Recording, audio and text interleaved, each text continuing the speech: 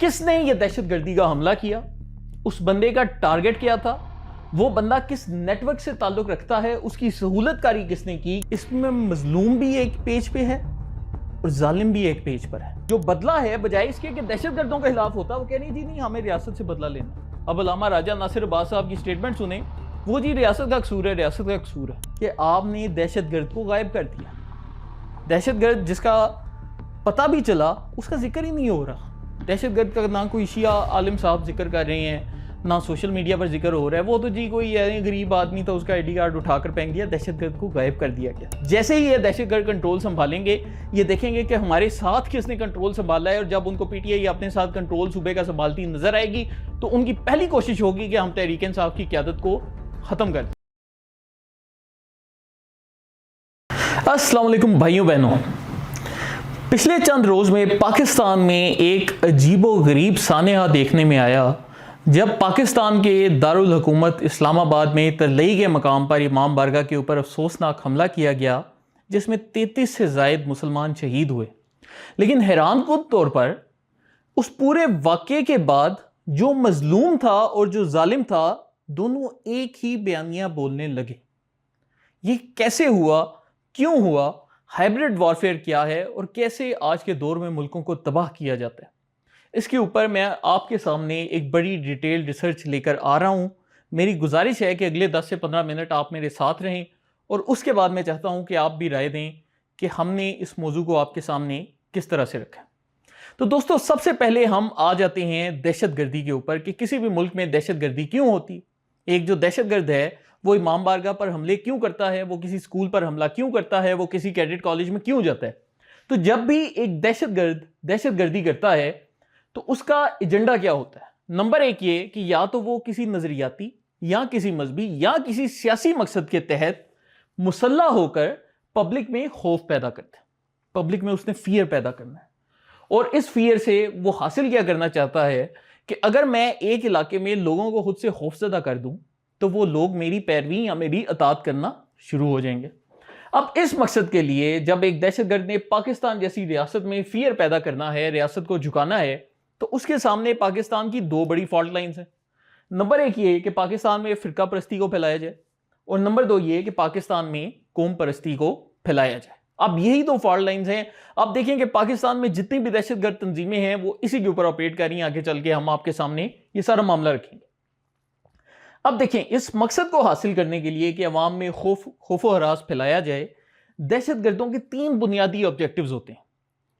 Number एक ये कि पाकिस्तान की जो फौज है उसको खुद कमजोर किया जाए। उसको कमजोरी उसमें जब हम करेंगे तो उससे क्या होगा कि पाकिस्तान के अवाम का रियासत पर से एतमाद उठ जाएगा, जो कि हमारा दूसरा नुक्ता है कि अवाम कहेंगे कि यार ये फौज हमारी प्रोटेक्शन नहीं कर पा रही, तो फिर बेहतर ये है कि हम भी दहशतगर्दों के आगे हथियार डाल दें और दहशतगर्द आकर हमारे ऊपर कब्जा कर लें, क्योंकि हमारी रियासत हमें तहफ़्फ़ुज़ नहीं दे रही। और नंबर 3 ये कि सबसे जो एक सुनहरी चीज़ होती है दहशतगर्द के नज़दीक, वो ये है कि रियासत और अवाम आपस में लड़ पड़े, कि अवाम खुद अपनी फ़ौज से लड़े, फ़ौज अवाम से लड़े, ये खुद ही ख़त्म हो जाए और फिर हमारे जो ग्रुप्स हैं वो आकर पूरे मामले को संभाल लेंगे और टेक ओवर कर लेंगे। अब जब हम इस चीज़ पर गौर करते हैं तो अभी मैंने आपके सामने 2 लाइनें रखी, फिरका परस्ती और कौम परस्ती। इस पर पाकिस्तान में कैसे ये लोग चलते हैं, ये देखें। सबसे पहले आ गया जी कौम परस्ती। अब इसमें क्या है कि पाकिस्तान में मुख्तलिफ जो मिलिटेंट ग्रुप्स ऑपरेट करते हैं, तहरीक तालिबान, जमातुल अहरार, दाइश, खैबर पख्तूनख्वा, जुंदुल्ला, इन सारे ग्रुप्स का क्या एजेंडा है। ये बुनियादी तौर पर एक ही बात कहते हैं कि पाकिस्तान की रियासत मुर्तद है, पाक फौज मुर्तद है, जो भी पाकिस्तान की सपोर्ट करता है वो सारे मुर्तद है। End of story. वो हम सबको काफिर समझते हैं, ये उनका मरकजी बयानिया है। अब ये जो बयानिया है, इसके तहत जहां पर ये ग्रुप्स ऑपरेट कर रहे हैं, तो दूसरी जानिब हमारे पास फिर कौम परस्ती के ऊपर ग्रुप्स ऑपरेट करते हैं। अब उनका क्या बयानिया है कि Baloch liberation army, Baloch republican army, Baloch national army, ये सारे कहते हैं कि जी हम कौम परस्त हैं, हमारे नज़दीक जो सी है बलोच कौम सबसे अहम है और हम इसके लिए पाकिस्तान के आम शहरियों को नुकसान पहुंचाएंगे, उन पर हमला करेंगे और उनको मारेंगे। और जो बलोच भी पाकिस्तानी रियासत का सहूलतकार होगा, बावजूद इसके कि वो बलोच है, हम उससे लड़ाई करेंगे। और इसके साथ फिर इनकी जो से है सियासी विंग्स आ जाते हैं, BYC आ गई, PTM आ गई। अब PTM जो सी है वैसे एक लिबरल तंजीम है, लेकिन TTP के खिलाफ ऑपरेशन की मुखालफत भी करती है। BYC कहने को एक सियासी तंजीम है, लेकिन जब भी BLA के खिलाफ ऑपरेशन होगा BYC उसके खिलाफ खड़ी होगी।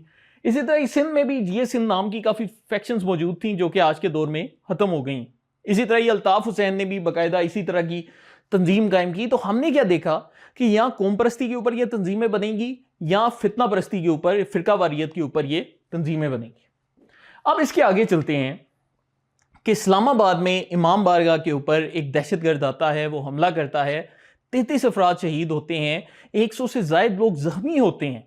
अब यहां पर सवालात क्या उठने चाहिए थे, मैं आपके सामने वो सवालात रखता हूं। किसने यह दहशतगर्दी का हमला किया, उस बंदे का टारगेट क्या था, वो बंदा किस नेटवर्क से ताल्लुक रखता है, उसकी सहूलतकारी किसने की, किसने उसे हथियार दिए, किसने उसे बारूद दिया, और फिर ये कि हम जिन लोगों ने यह हमला किया है उनसे बदला कैसे ले सकते हैं। यह था वो बुनियादी सवाल जो कि इस हमले के बाद हमें पूछना चाहिए था। लेकिन सोशल मीडिया पर गुफ्तगू क्या शुरू होती है, जरा यहां पर गौर करें। और ये इसको मैं डिस्ट्रैक्शन नैरेटिव बोलता हूं कि लोगों को असल मौजू से हटा दिया जाए, दहशतगर्द को मंजर आम से गायब कर दिया जाए। कैसे गायब किया जाए जी? देखें, लाहौर में बसंत मनाई जा रही है और यहां पर खुदकुश हमला हो गया है। दोनों वाकयात का आपस में कोई ताल्लुक नहीं, लेकिन सोशल मीडिया पर डिस्कशन ये जनरेट की जा रही है। ये नहीं पूछा जा रहा कि दहशतगर्द किसने भेजा, किसने ट्रेन किया, क्यों आया, कैसे आया। नहीं जी, लाहौर में बसंत क्यों मनाई जा रही है। फिर जी कॉन्स्पिरेसी थ्योरी कि जी दहशतगर्द का देखिए ना एक आईडी कार्ड हमें पड़ा हुआ मिल गया, वो कैसे मिल गया दहशतगर्द का आईडी कार्ड। फिर जी कि 1980 में देखे ना पाकिस्तानी रियासत में जनरल जिया ने फलां काम किया था, तो अब देखें ना दहशतगर्द आते हैं। तो अब जब ये वाली सारी डिस्कशन स्टार्ट की जाती है, ये हाइब्रिड वॉरफेयर की बुनियाद है। तो बुनियादी तौर पर आप क्या कर रहे हैं कि आप इस डिस्कशन को मंजर आम से गायब कर रहे हैं। और अफसोस के साथ मुझे कहना पड़ रहा है कि मैंने बाकायदा बहुत सी भी वीडियोस देखी जिनमें वो ये सवाल उठाने की बजाय कि हम दहशतगर्दों से बदला कैसे ले सकते हैं, वो सवाल उठा रहे हैं कि जी देखिए 1980 में तो ये हो गया था, तो ये हो गया था। अब इससे होता क्या है? नंबर एक, वो ग्रोह या वो लोग जिन्होंने इसकी सहूलतकारी की, जिन्होंने दहशतगर्द को पनाह दी, उनको शील्ड किया जा रहा है, उनकी हिफाजत की जा रही है। और नंबर टू ये कि टॉपिक तब्दील किया जा रहा है। और मैं इस को इल्जाम नहीं देता, लेकिन वो भी चाहते ना चाहते इसकी सहूलतकारी कर रहे हैं। कैसे कर रहे हैं, मैं आपके सामने एक और चीज रखता हूं। अब ये देखिए दोस्तों, एक तरफ हमारे सामने आगे जुल्म करने वाले जिनमें दाइश हैं या तहरीक तालिबान पाकिस्तान है। अभी इन्होंने है, तहरीक तालिबान वाले कहते हैं कि जी हमने नहीं किया, लेकिन बुनियादी तौर पर वो भी शिया को मुसलमान नहीं समझते, दाइश वाले भी नहीं समझते। तो नजरिया तो इनका एक ही है। तो अब होता क्या है कि तहरीक तालिबान पाकिस्तान अगर इसको मंजूर कर लेती तो पाकिस्तान के लोग इनके खिलाफ मुत्तहिद हो जाते, क्योंकि ऑलरेडी हमारे मिलिट्री ऑपरेशन चल रहे हैं और पीटीआई के ऊपर प्रेशर भी बनता कि आप लोग क्यों इनकी हिफाजत करें, क्यों इनको सियासी तहफ़्फ़ुज़ फराहम करते हैं। तो फिर क्या हुआ कि तहरीक तालिबान पीछे हट गई और जी दाइश खैबर पख्तूनख्वा आगे आ गई। जी देखें, दाइश खैबर पख्तूनख्वा ने किया है, तहरीक तालिबान ने नहीं किया, ताकि लोगों को कंफ्यूज किया जाए। दूसरी जानिब हमारे पास वो लोग हैं जिनके ऊपर वाकई जुल्म किया गया, जो कि पाकिस्तान की आम आवाम है, कि आम अवाम के लोग जो उनसे थे उनको शहीद किया गया। लेकिन जो दहशतगर्द का बयानिया है और जो अवाम का बयानिया है, दोनों एक हैं। कैसे हैं, मैं आपके सामने रखता हूं। नंबर एक, दहशतगर्द भी ये कह रहे हैं कि हमने ये जो हमला किया इसलिए किया क्योंकि पाकिस्तानी रियासत हमारे ऊपर जुल्म करती है, या इस्लाम को नहीं मानती, या मुर्तद है। तो इल्जाम जो सा है पाकिस्तानी रियासत पर जाता है। और यहां पर इनसे भी यही कहलवाया गया कि ये जी जो दहशतगर्द हमला हुआ है, इसमें दहशतगर्द को गायब कर दो, ये जो भी कर रही है पाकिस्तानी रियासत कर रही है, दहशतगर्द का हम जिक्र ही नहीं कर रहे। नंबर टू, यहां पर बोला जा रहा है जो दहशतगर्दों की तरफ से कि जी ये जो खुदकुश बमबार है ये इसलिए बना क्योंकि वो पाकिस्तान की रियासत की पॉलिसियों से नाराज था। और यहां पर जिन लोगों पर जुल्म हुआ है वो भी कह रहे हैं कि ये जो खुदकुश बमबार बना ये इसलिए बना क्योंकि पाकिस्तान की रियासत की पॉलिसियां ठीक नहीं। एक ही बयानिया। नंबर तीन, के दहशतगर्द कह रहे हैं कि जी ये जो खुदकुश हमला हुआ है इसमें असल में हमारा कसूर नहीं, ये जो है ये तो वो जी दाइश खैबर पख्तूनख्वा ने कर दिया और फलाने ने कर दिया। तो यहां पर एक फॉल्स फ्लैग की थ्योरी डाल दी। और यहां पर भी यही है कि जी देखिए वो आईडी कार्ड उस बंदे का मिल गया, तो इसका मतलब ये है कि ये सारे का सारा रियासत पाकिस्तान ने करवाया है। कोई दहशतगर्द अपना आईडी कार्ड थोड़ी लेकर आता है, तो खुद ही हमला करवा कर आईडी कार्ड फेंक दिया और लोगों ने आकर पकड़ लिया। यही बयानियां बेचा जा रहा है। नंबर चार, दहशतगर्द कह रही हैं कि पाकिस्तान की सिक्योरिटी एजेंसियां नाकाम हो गई हैं, इसलिए हम इस जगह पर पहुंचे और हमने ब्लास्ट किया। और यहां पर जो मजलूम तबका है वो भी यही बोल रहा है कि पाकिस्तान की जो सिक्योरिटी एजेंसियां हैं वो जी नाकाम हो गई हैं और इसलिए आकर इसने खुद पर हमला किया। अब ये जो चारों नुक्ते हैं इसमें मजलूम भी एक पेज पे है और जालिम भी एक पेज पर है। और किस कमाल महारत से जो दहशतगर्दी करता है, जो इसकी सहूलतकारी करता है, उनसे अगर बदला लेना है, इन तमाम टॉपिक्स को गायब करके दोनों का इल्ज़ाम पाकिस्तानी रियासत पर जा रहा है। अगर आपने गौर किया हो तो जो हमने पहली स्लाइड में आपके सामने बात की कि दहशतगर्द का मकसद क्या है, अवाम में फियर करना, और फिर उसके 3 बुनियादी एजेंडे होते हैं। दुनिया में कोई भी दहशतगर्द तंजीम हो 3 एजेंडास पर ऑपरेट करती है कि रियासी इदारों को कमज़ोर किया जाए, लोगों और फौज के दरमियान ताल्लुक को तोड़ा जाए और रियासत और शहरियों को आपस में लड़वाया जाए। और यहां पर आपको नजर आ रहा है कि उसी सेम एजेंडे को लेकर ये लोग ऑपरेट कर रहे हैं। तो जो बदला है, बजाय इसके कि दहशतगर्दों के खिलाफ होता, वो कह रही जी नहीं, हमें रियासत से बदला लेना है। अब अल्लामा राजा नासिर अब्बास साहब की स्टेटमेंट सुने, वो जी रियासत का कसूर है, रियासत का कसूर है, दहशतगर्द का कोई कसूर नहीं। अगर मेरी दादी पीटीआई है जो कि इनको शील्ड करती है, प्रोटेक्शन प्रोवाइड करती है, इनके खिलाफ ऑपरेशन होने से रोकती है, उनका कोई कसूर नहीं, ये रियासत का कसूर है। और इसी तरह ही जो मजलूम तबका है वो भी दहशतगर्दों का नैरेटिव बोल रहा है, ना चाहते हुए भी वो वही बयान कर रहे हैं जो कि दहशतगर्द खुद बोलते हैं और उनसे बुलवा रहे हैं। तो आप देखें कि किस कमाल महारत से यहां पर नैरेटिव वॉरफेयर खेला जा रहा है। अब दोस्तों होता क्या है, मैं यहां पर आपके सामने एक सोल्यूशन भी रखने लगा हूं और आपके सामने एक सवाल भी रखने लगा हूं। सवाल क्या है कि हमारे जो सवालात होने चाहिए थे, मैंने पहले भी आपके सामने रखे कि ये बंदा क्यों आया, किसने इसको सहूलतकारी दी, किसने जोन सा है इसको भेजा। लेकिन जो सवालात उठ रहे हैं वो क्या है कि ये जी बसंत क्यों हो रही है, और जी जो ये बंदा है इसका आईडी कार्ड कैसे मिल गया, और वही जो मजलूम तबका है वो वही बयानिया बोल रहे हैं जो कि दहशतगर्दों का बयानिया। अब इसके नतीजे में जो मॉडर्न या जिसको हाइब्रिड वॉरफेयर या 5th जनरेशन वॉरफेयर कहा जाता है, उसमें क्या होता है कि आपने दहशतगर्द को गायब कर दिया। दहशतगर्द जिसका पता भी चला उसका जिक्र ही नहीं हो रहा। दहशतगर्द का ना कोई शिया आलिम साहब जिक्र कर रहे हैं, ना सोशल मीडिया पर जिक्र हो रहा है। वो तो जी कोई गरीब आदमी था, उसका आईडी कार्ड उठाकर फेंक दिया, दहशतगर्द को गायब कर दिया गया। अब गौर करें, नंबर 2, जिन लोगों ने दहशतगर्दों की सहूलतकारी की कि दहशतगर्द अफगानिस्तान गया है, किस तंजीम के पास है, क्यों गया है, ट्रेनिंग कैसे ली, हथियार कैसे लिए, जैकेट कैसे ली, गायब। कोई उनका जिक्र नहीं हो रहा। जिक्र क्या हो रहा है जी, देखिए लाहौर में बसंत मनाई जा रही है।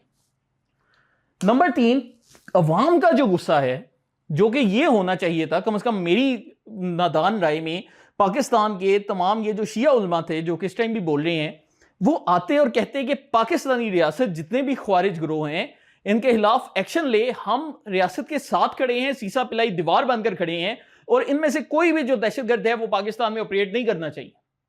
अगर कोई भी सियासी कुव्वत इन दहशतगर्दों की सहूलतकारी करती है हम उसके खिलाफ खड़े होंगे।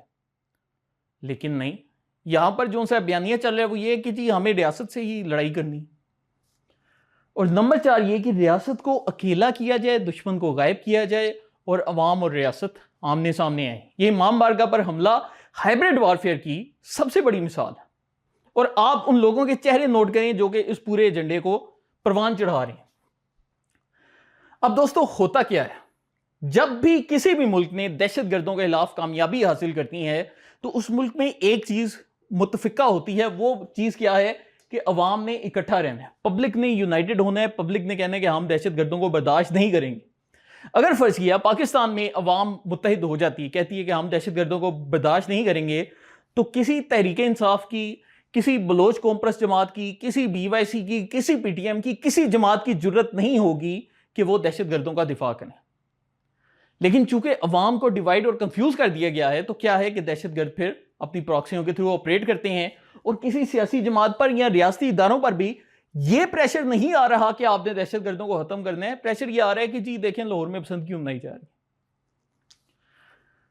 अब दूसरी चीज क्या होती है कि पाकिस्तान में 24 करोड़ अवाम रहते हैं। दुनिया का कोई भी मुल्क ऐसा नहीं जिसमें गारंटी दी जा सके कि 24 करोड़ अवाम के एक एक हरकत के ऊपर नजर है। तो यहां पर क्या चीज अहम होती है, इंसानी इंटेलिजेंस। मैं एक मोहल्ले में रहता हूं, मेरे मोहल्ले में एक बंदा आता है जो कि मुझे मशकूक लग रहा है, तो नॉर्मली तो मैं उस बंदे को, पुलिस को या फौज को रिपोर्ट करूंगा कि जी मेरे मोहल्ले में एक मशकूक बंदा है। लेकिन आप बारीक वारदात देखें कि मेरे मोहल्ले में बंदा आया है और मैं जब सोशल मीडिया खोल रहा हूं तो मुझे बताया जा रहा है जी देखिए ये जो दहशतगर्द हैं ये तो पाकिस्तान खुद बनाता है, और पाकिस्तान के दहशतगर्द जाकर इमाम बारगाहों पर हमले कर देते हैं, तो ये तो पाकिस्तानी स्टेट करवा रही है। तो अब अगर मेरे पास वो मशकूक बंदा मेरे इलाके में ठहरेगा तो मैं क्या करूंगा, मैं सोचूंगा और मैं कहूंगा यार हो सकता है एजेंसियों का अपना ही बंदा हो, एजेंसियों ने दहशतगर्दी के लिए भेजा हो, तो बेहतर यह है कि मैं पुलिस को रिपोर्ट नहीं करता, मैं ही ना फंस जाऊं इस पूरे मामले में। जब मेरी ये सोच होगी मैं किसी को नहीं बताऊंगा, और फिर क्या होगा कि वो दहशतगर्द जाकर हमला करेगा, हमारी जो ह्यूमन इंटेलिजेंस है वो फेल हो जाएगी। तो हमारी रियासत तभी गारंटी कर सकती है दहशतगर्दों के खिलाफ कार्रवाई जब हम में से हर बंदा अपना रोल अदा करे। नंबर 3, अब ये जो नैरेटिव है उसमें क्या है कि रियासत को इल्जाम लगाना है, दहशतगर्द को इल्जाम नहीं लगाना। जिस ग्रोह ने दहशतगर्दी कराई उसको इल्जाम नहीं लगाना, जिस मुल्क ने इसको फैसिलिटेट किया उस पर इल्जाम नहीं लगाना, रियासत पर इल्जाम लगा देना है। आप भारत में देखेंगे, भारत में जब भी दहशतगर्दी का वाकया होता है तो डायरेक्ट इल्जाम वो पाकिस्तान पर लगाते हैं और पाकिस्तान पर हमले भी शुरू कर देते हैं। हमारे इधर दहशतगर्दी का वाकया हो रहा है तो हमें ऐसा कंफ्यूज किया गया कि आपने अपने मुल्क से लड़ाई करनी है, आपने दहशतगर्द के खिलाफ बात नहीं करनी। दहशतगर्द के खिलाफ अगर रियासत ऑपरेशन का भी ऐलान करेगी तो आप बोलोगे नहीं, हमने ऑपरेशन नहीं होने देना, दहशतगर्द जो से हैं वो हमारे को रिश्तेदार हैं। और फिर क्या है कि झूठ भी फैलाओ कि ये जो दहशतगर्द है ये तो रियासत का अपना बंदा है, ताकि अवाम और रियासत आमने सामने है। और इसका नतीजा क्या होता है, इंसानी इंटेलिजेंस जो सी है वो कोलैप्स कर जाती है, आम लोग हुकूमत के साथ कोऑपरेट नहीं करते, दहशतगर्द जो से हैं खुलेआम दंतनाते फिरते हैं, अपने ऑपरेशन करते हैं, इमाम बारगाहों पर हमले करते हैं और फिर रियासत को पब्लिक से अलहदा कर दिया जाता है। ये वही एजेंडास पूरे हो रहे हैं जो कि मैंने आपको पहली स्लाइड में बताए कि दहशतगर्दों के बुनियादी एजेंडे हैं। अब हम आते हैं आखिरी पॉइंट के ऊपर कि फर्ज किया इसको हमने ऐसे ही कंटिन्यू रखा, जिस तरीके से अवाम को इस वक्त बेवकूफ बनाया जा रहा है, अगर ये चीज वैसे ही जारी रहने दी गई तो क्या होगा, इमाम बारगाहों पर हमले, मुहर्रम के जुलूसों पर हमले और इससे फिरका परस्ती को भड़काया जाएगा। नंबर 2 पर जिन शहरों पर ये लोग तारीखी एतबार से हमले करते नहीं हैं, 2009-10 में भी जब ये दहशतगर्द आए थे तो इनकी वारदातें कैसे बढ़ी थी कि पहले इस्लामाबाद पर हमला होगा, फिर कराची पर होगा, फिर लाहौर पर होगा, ताकि वो बुनियादी मर्कजी शहर पाकिस्तान के जो से उन पर हमला किया जाए और फिर एजेंडा क्या हासिल किया जाए कि पाकिस्तान की जो अवाम है वो रियासत पर से इत्मीनान छोड़ दे और वो ये समझे कि दहशतगर्द ग्रुप हम पर हावी हो गए। फिर उसके बाद क्या है कि इन लोगों ने पैसे इकट्ठे करने होते हैं, उसके लिए ये जो से हैं लोगों को बाकायदा अगवा बुराए तावान की वारदातें शुरू कर देंगे। आपको याद होगा कि 2010, 11, 12 में अगवा बुराए तावान की वारदातें बहुत ज़्यादा बढ़ गई थी। उसके बाद जो बरेलवी उलमा हैं, जो बरेलवी मदारिस हैं, उनके ऊपर भी हमला किया जाएगा, ताकि अगर पहले शियों पर हमला कर रहे हैं तो हम अहले सुन्नत में भी मजीद तकसीम के लिए बरेलवी उलमा के ऊपर हमले करेंगे। फिर उसके बाद जो इनका चौथा स्टेप होगा उसमें ये तहरीक इंसाफ की सूबाई क़यादत को दहशतगर्द टारगेट करेंगे। ये बात मैं क्यों कह रहा हूं, क्योंकि माजी में भी हमने देखा है और दुनिया की तारीख में है कि जो लोग भी दहशतगर्दों की सहूलतकारी करते हैं बाद में दहशतगर्द उन्हीं के गले पड़ते हैं। सबसे बड़ी मिसाल अब पाकिस्तान को देख लें कि पाकिस्तान ने भी माजी में बिल्कुल इनको फैसिलिटेट किया और सोवियत यूनियन के खिलाफ जंग में इनका इस्तेमाल किया गया। फिर क्या हुआ कि सारे पाकिस्तान के गले पड़ गए। फिर हमारे कबायली अजला में जब ये दहशतगर्द पहली मरतबा आए तो वहां के जो मलिक थे उन्होंने इनको इंसानी हकूक और भाईचारे के तहत इनको सपोर्ट किया। इन्होंने उन्हीं मलिक्स की गर्दनें काटी और वहां पर कबाइल के ऊपर कंट्रोल संभाल लिया। फिर इसी तरह ही अगर तहरीक इंसाफ की सूबाई हुकूमत या जो इनकी क़यादत है वो इस वक्त ये समझती है कि हम इन दहशतगर्दों को फैसिलिटेट करेंगे तो ये हमारे ऊपर हमले नहीं करेंगे और पंजाब, लाहौर और इस्लामाबाद जाते रहेंगे, तो ऐसा नहीं होने वाला। जैसे ही ये दहशतगर्द कंट्रोल संभालेंगे ये देखेंगे कि हमारे साथ किसने कंट्रोल संभाला है, और जब उनको पीटीआई अपने साथ कंट्रोल सूबे का संभालती नजर आएगी तो उनकी पहली कोशिश होगी कि हम तहरीक इंसाफ की क़यादत को खत्म कर दें। और उसके बाद क्या है कि ये जो पाकिस्तान के हमारे कबायली अजला हैं, स्वात हैं, वहां पर कंट्रोल संभालेंगे। आखिर में वही अवाम जो कि आज बड़े खुलकर बोलती है कि ये जो दहशतगर्दी है इसके पीछे वर्दी है, यही अवाम बाकायदा रियासत पाकिस्तान के तल्ले करती भी आपको नजर आएगी कि खुदा का वास्ते हमें दहशतगर्दों से बचा लें। और फिर इसके बाद जो ऑपरेशंस होंगे पहले से कई गुना बड़ी तादाद में होंगे, डबल से ज्यादा जो सी है नकल मकानी होगी, और वही लोग जो कि अभी जो से हैं वक्ती तौर पर तकलीफ पर चीखते हैं उस वक्त वो खुद खुश होंगे कि अल्लाह का शुक्र है हमें नकल मकानी का मौका मिल गया। तो दोस्तों मेडिकल में हम एक चीज पढ़ते हैं कि एक मर्ज का सबसे जो बेहतरीन इलाज है वो क्या है कि मर्ज शुरू होते ही उसका तदारुक किया जाए। लेकिन अगर आप एक मर्ज को बढ़ने देंगे, उसको बड़ा जख्म बनने देंगे, तो उसके बाद जब उसका इलाज होगा उसमें आपको तकलीफ भी ज़्यादा होगी, आपको पैसे भी ज़्यादा देने पड़ेंगे और आप रिकवर करने में भी देर से रिकवर करेंगे। एक चीज़ में हमें किसी चीज़ का शक नहीं होना चाहिए कि इंशाल्लाह जो पाकिस्तानी रियासत है वो इनको हराएगी भी और ये जंग जीतेगी भी। लेकिन यहाँ पर सवाल ये है कि क्या ये जंग हमने अगले 6 से 8 माह या 1 साल में जीतनी है या अगले जो से हैं 5 से 8 साल में जीतनी है। तो अगर तो हम आज फैसला करें और अवाम मुत्तहिद हो जाएं, तो ये जंग हम 1 साल में जीत सकते हैं। और अगर आज हमारे ये नादान लोग दहशतगर्दों की सहूलतकारी करते रहे और उनकी ज़ुबानें बोलते रहे, तो फिर जो से अगले 5 से 8 साल के बाद ही हमें सुकून देखना नसीब होगा। तो ये फैसला मैं पाकिस्तान के अवाम पर छोड़ता हूँ। इसके साथ ही आज के शो का अख्ताम करते हैं। उम्मीद है आपको पसंद आया होगा। अगर आपको पसंद आता है, मेरी आपसे गुजारिश है कि हमारे चैनल आज़ाद सियासत को लाइक, सब्सक्राइब और शेयर करें। बहुत शुक्रिया।